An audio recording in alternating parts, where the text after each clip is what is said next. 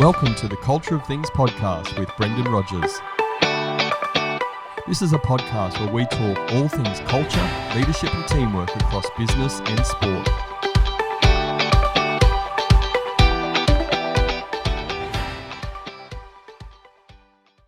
Hello everybody, I'm Brendan Rogers, the host of the Culture of Things podcast. This is episode 18. Today I'm talking with Matt Sharp. Matt is the owner and director of Sharp Property Buyers, where he helps people secure their dream home or secure their future by investing in quality investment properties.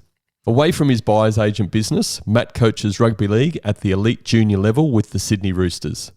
Matt's passion for property has seen him build a diverse portfolio over the last 8 years. His passion for rugby league took him to playing at a semi-professional level on the Central Coast and also overseas. Matt has worked for 10 years in the corporate sector as well, where he saw the good, the bad and the ugly around leadership and culture. The combination of his experience across the corporate, sport and entrepreneurial sectors have given him first-hand experience with leadership and teamwork and building high-performance cultures. And this is the focus of our conversation today. Matt, welcome to the Culture of Things podcast. Thank you so much for having me, Brendan. It's a pleasure to be here, mate. And also thank you for sharing so much valuable content across, obviously, the podcast and all of your social platforms, mate. It's truly invaluable and it's a topic that I love to discuss all the time. So, mate, very, very privileged to be here. Absolute pleasure, mate. Thanks for coming to my home as well. As again, I've mentioned this to a few guys. It's great to have you face to face. We're social distance, but it's just nice to be sitting in the same room with each other. Yeah. Yeah, absolutely, mate. Thank you. It's good to get out of the house too. I've got a 6-week-old at home. It's quite tough sometimes. As we said, mate, this is your breakaway, right? Well, we might do a 3-hour episode today. Yeah, we'll stretch it out. I'm happy with that. Just don't tell the wife. Oh, look, definitely not, mate. Definitely not. Although this is going to be published in a couple of weeks, so let's hope she listens to it. She doesn't listen to me at home. I don't know if she'll listen to me on the podcast. Good on you, buddy. Good on you.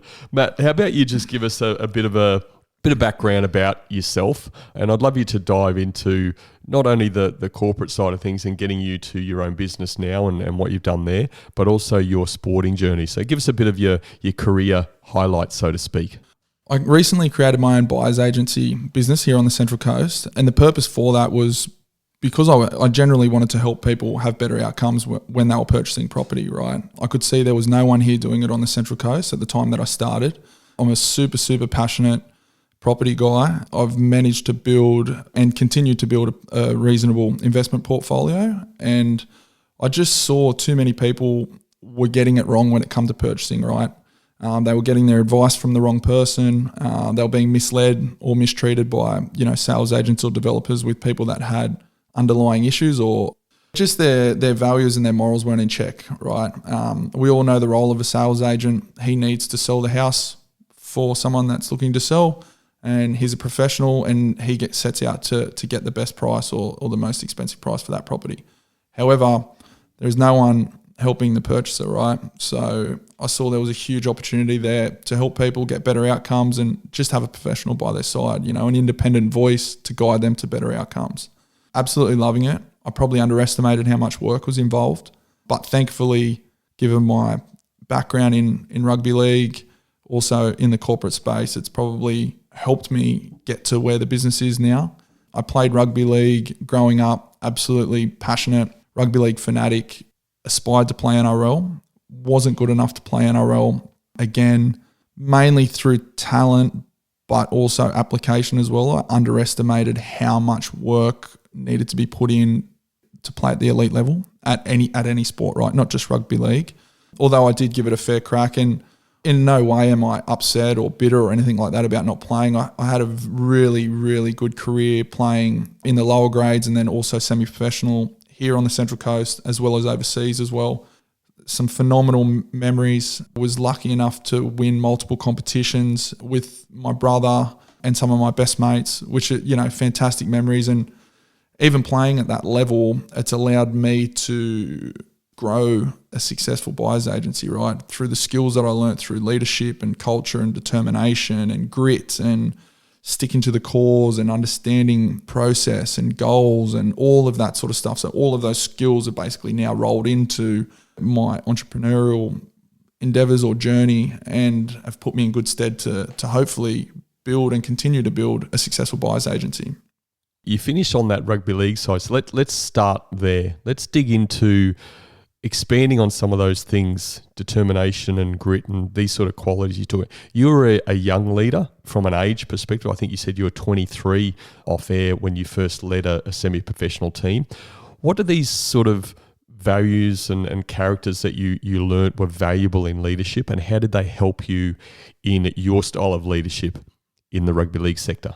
I think the biggest thing for me, and it's only now on reflecting back, right? At the time, you don't know that you have these leadership traits or anything like that. It's only now reflecting back. But I think being authentic is key. Taking some ownership there of your own performance and your own contribution. I think one of the biggest things, and probably one of my best attributes, is as a player, I was always able to connect with all my teammates and also coaches. I think that was probably one of my main reasons for being a young captain and a young leader. I was able to get on and have a good conversation and enjoy, say for example, a bricklayer's company, and then on the other hand, speak to an accountant or someone that was studying law, right? I feel as though that was probably my best attribute. Whether or not it helped us win many games, I don't know, but I just feel as though connection is a big one. Obviously being authentic, showing humility as well, taking some ownership. These are all key things that I still hold close to me now and still that I value now.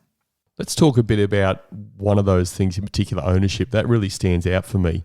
What does, in that environment and you as a leader and the expectation around the players that you're leading, what does this take ownership mean? I guess ownership for me is taking ownership of your own performance, your own preparation, your own self-evaluation, personal feedback, taking ownership of the situation. I think it's key for anyone that wants to be a leader or anyone that wants to contribute to any sort of team. We all need to understand our role, where we add value to the company or the business or the team or whatever, and we need to take ownership for our role. If you don't turn up prepared and ready to perform at any level, in any space or any team environment, you should be held to account. And the first person to say that, or the first person to acknowledge that, should be yourself. And to me, that's taking ownership of a situation. Moving that into your own business, how has that helped you, this taking ownership and all these things you mentioned, you refer to? It's been absolutely enormous. And it's probably been my biggest driver and my biggest help. Starting a business from scratch, as you'd be aware, it's super, super difficult. It's challenging. But you need to take ownership of where you are, 2, how you're going to get there, and 3, basically the steps you need to put in place to get you to where you want to be. And taking ownership is recognizing where I am right now, what I can do to get me to where I want to be. And it's about turning up every day and just applying yourself in the best way possible, right? And I'm super passionate about culture and about leadership and stuff, and it's similar to yourself, I've read multiple books and listened to loads of podcasts, but there's no leap from here knowing nothing to all of a sudden you're this fantastic business owner or this fantastic, or own this high performing team or anything like that. You hear some of the best coaches in world sport, Bill Belichick, Wayne Bennett, Craig Bellamy. They just talk about process, taking ownership and just taking the steps to get you to where you need to get to. And basically that's just getting down to process. You also had about 10 years in the corporate sector. And I know when we spoke some weeks ago in preparation for today's conversation, there was some good, there was some bad, there were some pretty ugly experiences that you had or that you saw through that.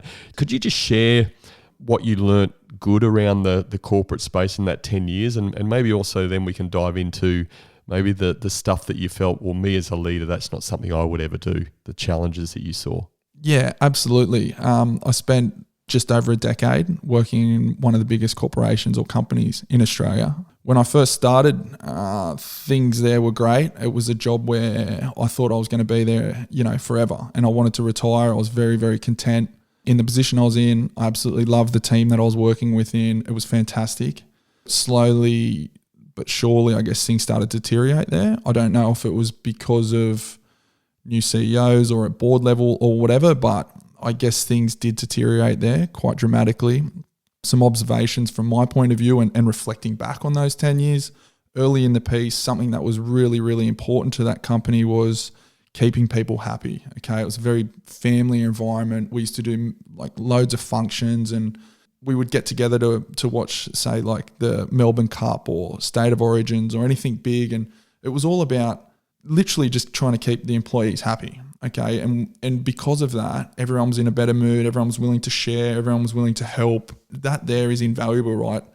A guy might be on a cap salary of say $100,000 a year, but the things that he's doing for people within that team in terms of assistance or help or guidance or mentorship, that can't be measured. It's invaluable, that stuff, right? And I believe that the company that I was working for lost sight of that. And slowly but surely, it became more of a numbers game, which it does for many of the big corporations, right? I understand that. And I guess the company started to shift its view on figures and where the value was. They didn't see the value in how important it was to have a happy environment, right, at work. So obviously with that, there were redundancies, which led to people becoming quite paranoid, which then led to people having personal agendas, which then led to people feeling entitled. And then from there, you're basically on a downhill slope, right? So that's where things start to become bad. And then when things get ugly is at the basement level, at the crust level, where people have hidden agendas, there's a lack of trust, there's no communication, no one knows which direction anyone's going in. The left hand isn't talking to the right hand. People are unhappy, not prepared to help people, not prepared to go to the extra mile. Okay, we're not going to do a Christmas party now because the cost. We're not going to watch the Melbourne Cup now because of the cost. You can spend 4 hours or 6 hours at a Christmas party and you can measure, okay, this is unproductive at X, this is $dollar productive. It's cost us $5,000, but keeping the guys happy throughout that whole year, it's unmeasurable, right? If you know that, work puts on a good function because of the culture, or I enjoy, Brendan's company at work, you can't measure how much extra effort I'm going to put in or go the extra mile for you. And I took so much out of my lessons in the corporate space, and it's something that I want to implement going forward once I grow my business, to ensure that everyone's happy and make sure that I connect with people to understand what happiness is for them and why they're here. And are they driven by money? Are they driven by comfort? Are they driven by passion for property? Or why are they here? And it's about extracting that and making sure that they're happy with while they're here, I guess. And it was really sad to see the company that I was working with become what it is now. It is quite sad when I reflect on it, and it's just happened in such a short period of time. And I honestly don't think there's any coming back from it once you're there, because I mentioned trust, and trust takes a long time to build back up. And when you've lost trust, I don't think it's that easy to get back. You can lose it really, really quickly, but it takes some time to get back. Was there anything specific that something happened in a day, or you looked at it at a time and thought, you know what, this is just not for me? Yeah, there was actually. I wouldn't say there was a day, but it was over some time. It was gradually, and it was just wearing me down. External factors were wearing me down to be there. I wasn't passionate to go into work. I didn't want to be in there. I was wasting way too much energy on what my manager was doing, what so-and-so was doing, whether or not I was going to have a job in 6 months. All of this stuff was just creating unneeded pressure, and I just didn't want to be in that environment anymore. And it's extremely deflating. How the company got there, I feel as though potentially people were given roles or positions that they didn't necessarily earn. And I guess people were being put in positions of leadership, and they had no background in being a leader. They had no experience in working in a team environment. They had no experience in working in high-performing teams at all. So, they spend half a day doing a workshop on leadership, and as we mentioned off air, the theory behind, what it takes to build culture. And you can send out emails, you can use buzzwords, but at the end of the day, it's actions, right? But for me, that's what it was. It was just wearing me down, and I could just see that this wasn't an environment I just didn't want to be in that environment anymore. And because of my background and my experience, I guess it was probably more clear to me than some others. Some others are still there, and they're still complaining, and they're basically on a ship sailing to nowhere, I suppose. Or at least I didn't see that. I don't know the direction of where they're going. So it was something that I don't really want to be a part of anymore, and didn't want to be a part of anymore. So decided to take the leap. What did you take from that experience and the journey you had from good You said the corporate scenario was good to start with, and then it just gradually wore down over time. What learnings did you take from that into the rugby league space and your own leadership style when you're leading teams of people? I probably didn't learn too much out of my corporate background other than keep people happy. I think that is one of the biggest keys, even in professional sport. I think it's very important that you make sure that your team is happy, right? And it's not about always giving in or making sure that everyone likes to sleep in or that Brendan's turning up at 10:30 instead of 9 or anything like that. It's just making sure that they're happy in their environment and you're connecting with them. And rugby league's the same, right? People have different drivers and needs as to why they're playing. Sometimes they just love being around a team environment. Sometimes they want to play for the money. Other times they really want to compete. Other times they're just playing because their best mate's playing, right? Whatever the reason is, I think it's important that you drill down on that, and then you try and just, I guess, stoke that fire to continue them to be happy, which means that you're basically going to get optimal results, right? You're going to get optimal performance out of that individual if they're happy within that environment. But the corporate space, it was just so evident. I guess the one lesson is if you're not happy, you're not performing. You're not willing to do anything. You're not willing to improve the team. You're not willing to improve anyone's performance other than your own. And you don't even, half the time, if you're not happy, you're not even caring about your own performance, right? So yeah, I think those are probably the biggest lessons that I learned for sure. As we said in the intro, you've been working with the Sydney Roosters and coaching at a junior rugby league elite level. How do you create that environment for those young players to make sure they can be happy, which in turn, as you said, helps them be at their best? I wish I had any one answer, and I think if someone did have one answer, I think they would probably be lying or guessing.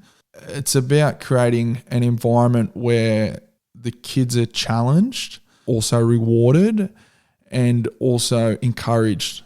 Regular feedback for the kids as well is very, very important.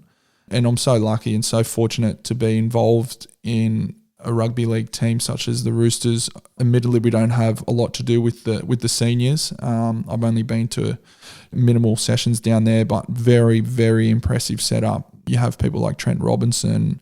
All players will just walk over and greet themselves or introduce themselves to anyone watching training sessions, and that's a culture down there. And it's no surprise that they've been so successful. And that's led through probably Trent Robinson and whoever else is at the top there, right? There are no egos from what I can see from an outsider looking in.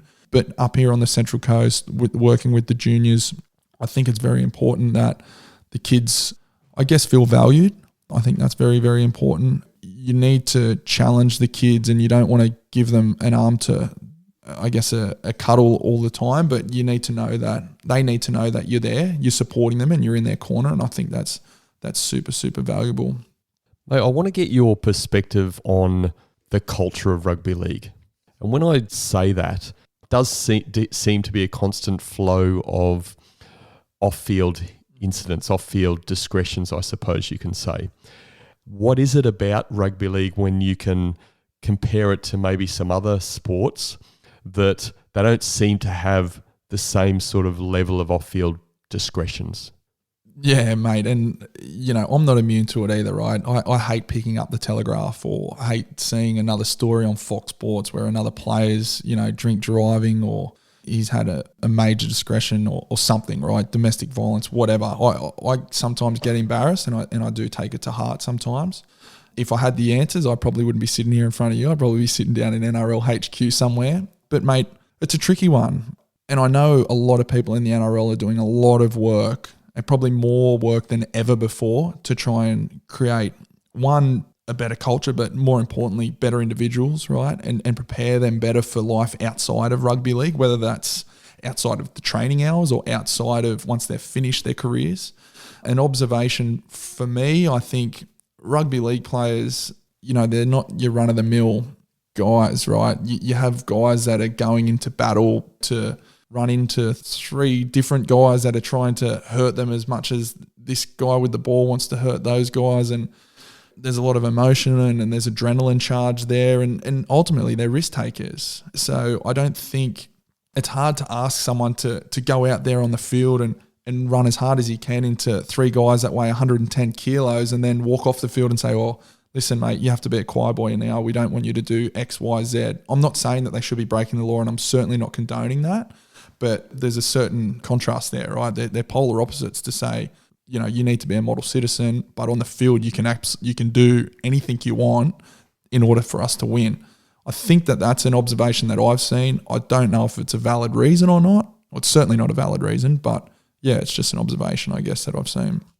Your responsibility as a junior level coach, how do you help young players of the future deal with these sort of scenarios or understand that they may be in these sort of scenarios, and it's not just about on-field being an elite sport, there's a role model perspective to play?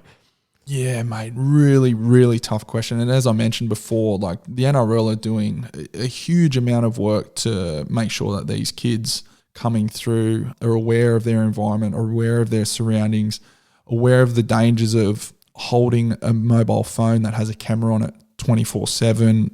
But for me, you know, I want to improve these kids as players, as rugby league players, but ultimately I want to improve them as people, right? And if I can have any sort of an impact on their character, that's a bigger thing for me than improving them as players. And I'm fortunate enough to have some great coaches within the junior program up here on the Central Coast, you know, that very much share my values and share my points of view, and their ultimate goal is to improve these kids as people first. But I guess it's just understanding their environment, the kids' environment, and how catastrophic things can be if they turn bad. If something happens, you know, whether it be drink driving and having a car accident, or maybe getting a phone and maybe something happens with a female, or I don't know, but things can be catastrophic in today's day and age for sure, and it can derail not only your rugby league career but potentially your life too, right? It happens to people all the time. People fall off the cliff all the time, metaphorically speaking, of course, all the time.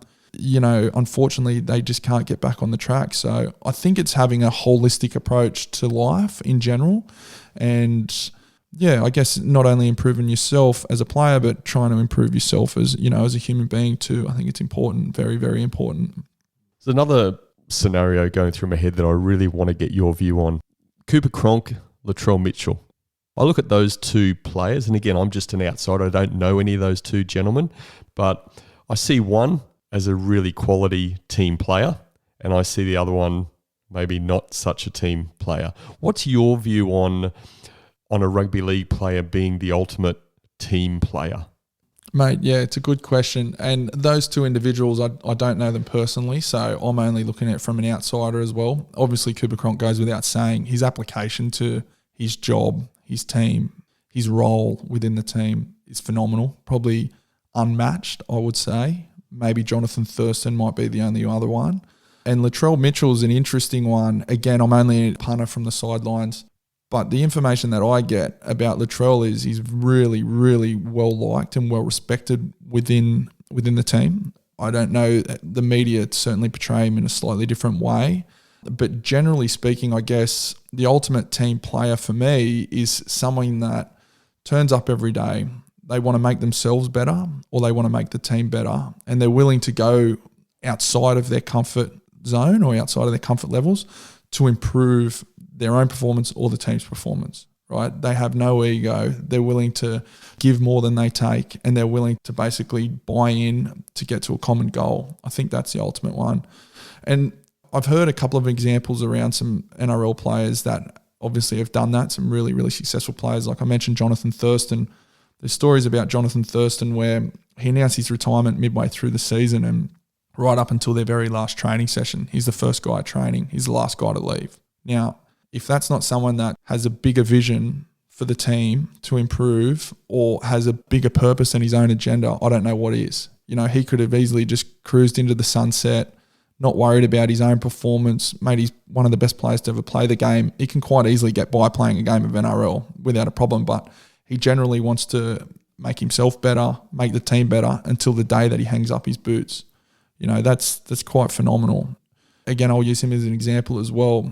There's been some stories of him taking ownership, a grown man, someone that's achieved so much in the game where, he's been emotional after games because of his own performance. It hasn't been to his high standard.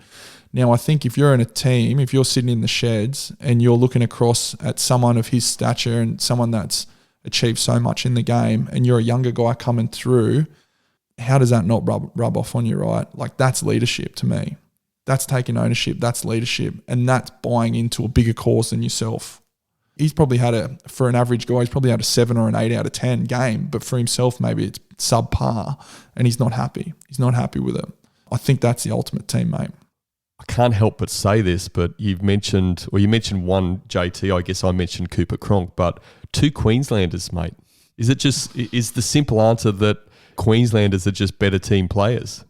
Hope not. No, I don't think so. I'm sure there's plenty of other examples, but they're just the 2 that I've sort of been privy to, I guess.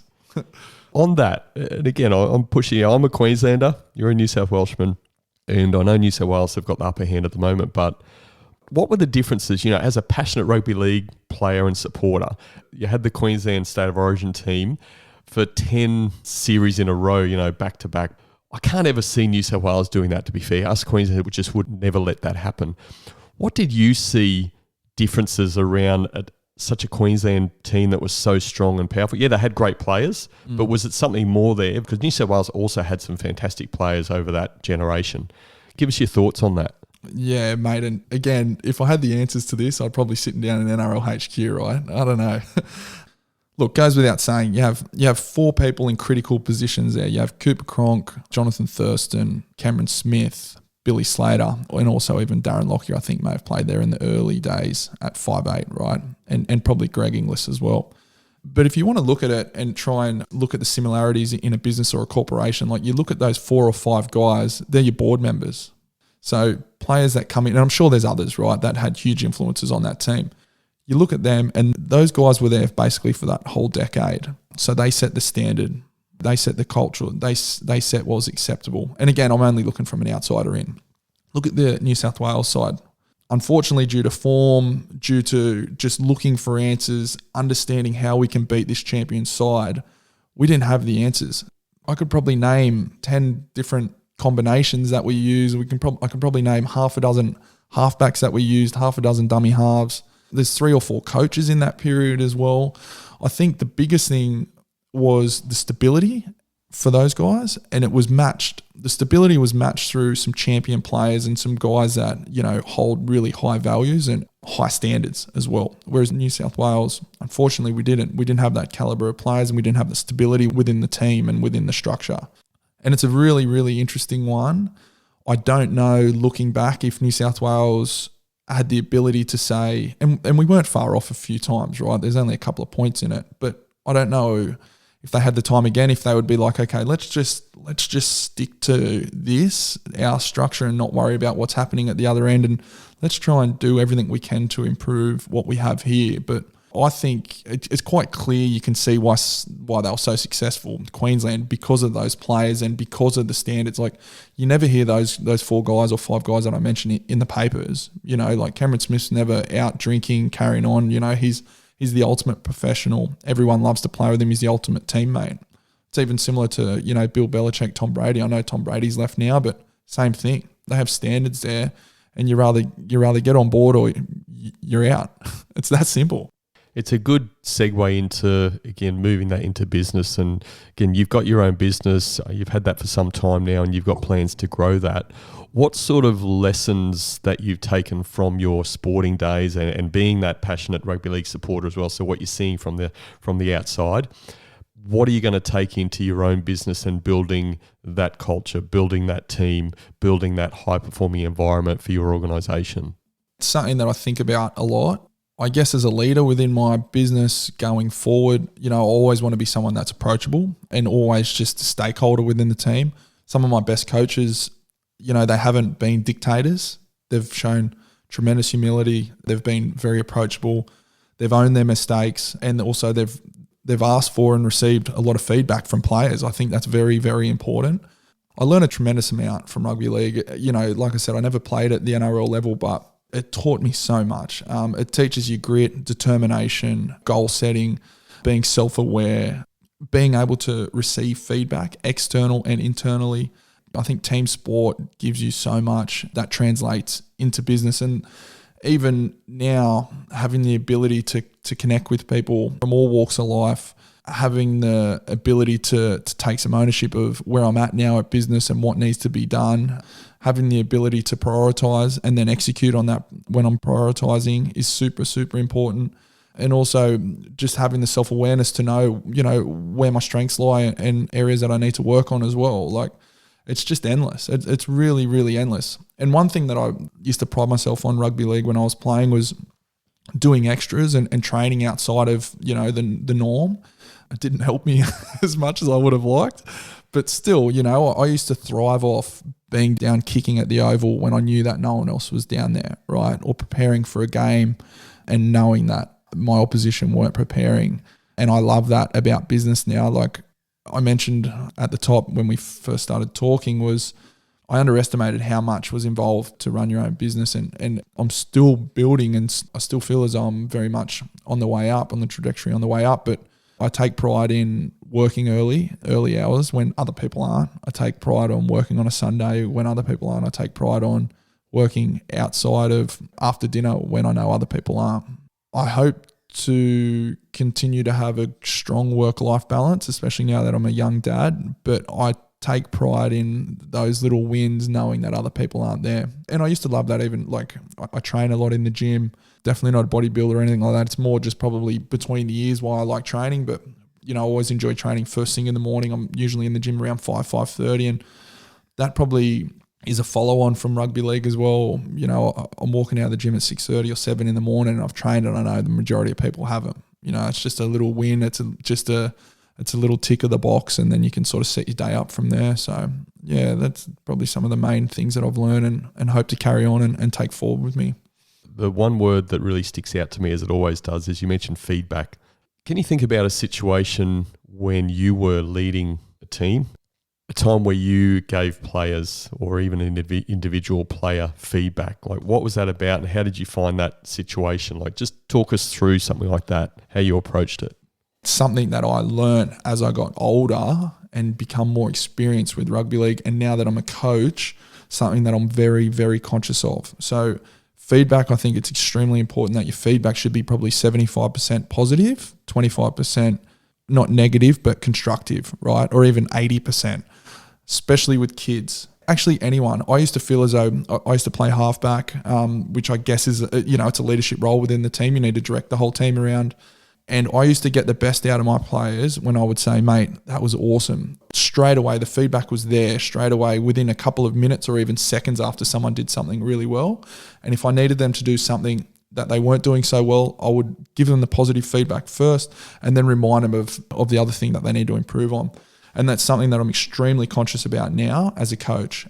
If you are always constructive or negative with your feedback, criticize, straight away you're going to lose connection, straight away you're going to lose trust, straight away you're going to create friction.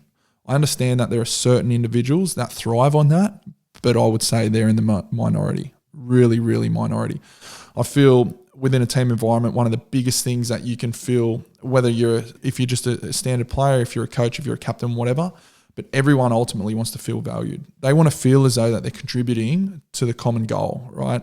So if you get positive feedback, you can then double down on that. You feel as though, okay, Brendan understands here. I am working my ass off to get something done here. And you know what? He can see that I'm doing this. I appreciate the feedback. I may not say it to you, but in my mind, I'm thinking, okay, anything he wants to do, I'm just going to look to him, not necessarily impress him, but I want to make sure that Brendan's happy with what I'm doing. And that's from a player or an employee at the same level. That's from someone maybe superior, whether it be a captain or a coach, or even sometimes at a lower level. Like someone may come in and say to the coach, coach, mate, I'm loving your pre-game prep talks, or I'm loving that we're doing this. Like the coach walks away feeling good about that, right? I think feedback comes from all angles, absolutely all angles. And you hear certain CEOs, and I know I won't mention any names, but I know there are some rugby league coaches that consciously look to meet one extra person or one new person within the organisation a week.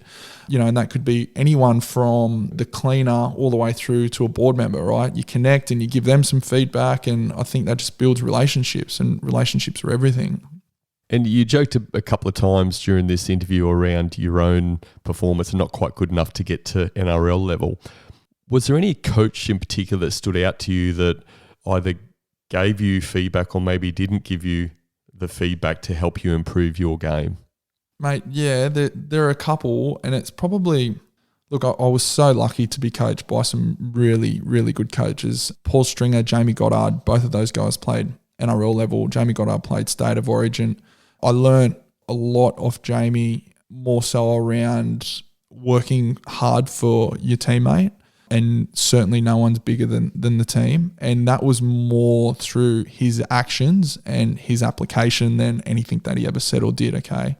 But no, I wouldn't say there was one, but looking back and reflecting on my own personal experience, I feel as though the coaches that showed trust and showed faith in me, I just naturally performed better under, because I felt comfortable. I felt as though they had my back, and that happened later in my career, and maybe I just became more aware of it later in my career, but certainly towards the back end, I was more aware of it. And you always feel good when a coach or a colleague or anyone or a manager at work or anything says, mate, I've got full faith in you. You just go out there and do what you need to do. I'm very, very confident. Just let me know when the job's done. Whether that's someone giving you a new project at work or whatever, surely that's going to be received much better, and it's going to make the individual feel, more confident and more comfortable in the role that they need to do, right? Whether it's playing rugby league or, taking on a major project at work. So I think the coaches that were sort of giving their trust to me were the ones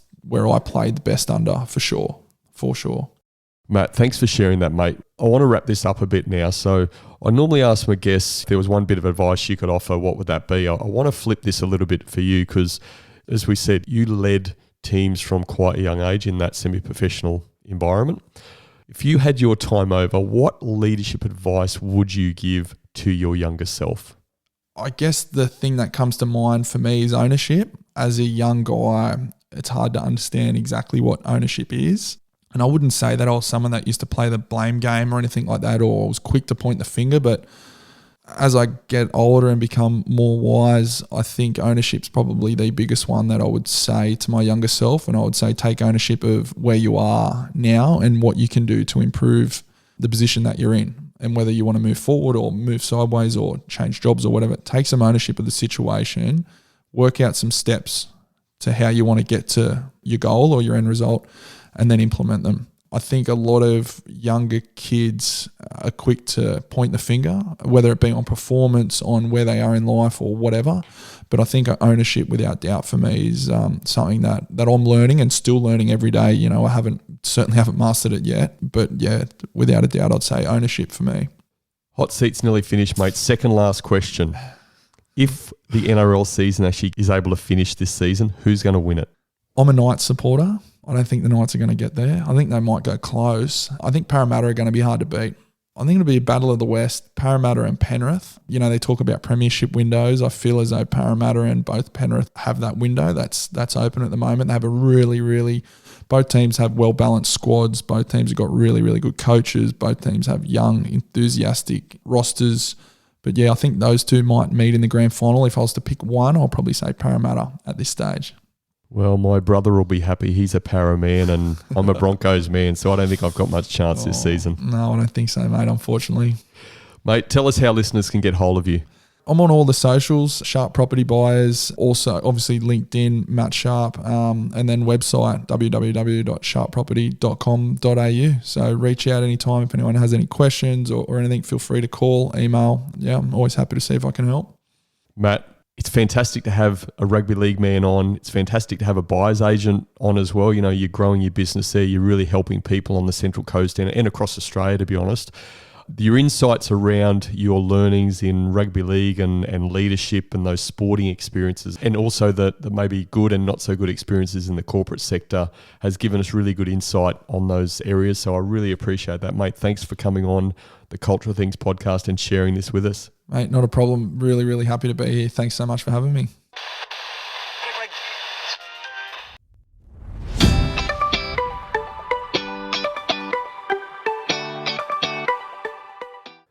Despite Matt being a New South Welshman, I still enjoyed this interview very much. I particularly enjoyed when Matt was talking about his idea of an ideal team player, and the only examples he could give were both Queensland State of Origin players. Matt and I have a very similar background with leadership in sport, specifically being captain of a semi-professional team at a young age. It was this experience that Matt learnt so much from, and on reflection, has helped him make the successful transition from a corporate role into building his own real estate buyer's agent business. These were my 3 key takeaways from my conversation with Matt. My first key takeaway: leaders take ownership. Matt spoke about this specifically in relation to rugby league, but as he also said, it applies equally across business. A leader takes ownership of their preparation and their performance. They take ownership of any situation and feedback they are given or in providing feedback to others. They hold themselves to high standards and keep themselves and others accountable to those high standards. Taking ownership is a prerequisite for being a true leader. My second key takeaway: if people feel valued, they will go the extra mile. If people don't feel valued, how can they be happy? And as Matt said, if you aren't happy, you aren't performing at your best. Connecting with people as real people helps to make them feel valued. Combine this with clarity around how the person's job contributes to the overall success, forms a powerful foundation for high performance. My third key takeaway: the ideal team player is humble, hungry, and people smart. I know Matt hasn't read the Ideal Team Player book by Patrick Lencioni, but he perfectly explained a number of attributes of ideal team players just based on his experience. Humble. There is no ego. They give for the team first. They know how they contribute to the team.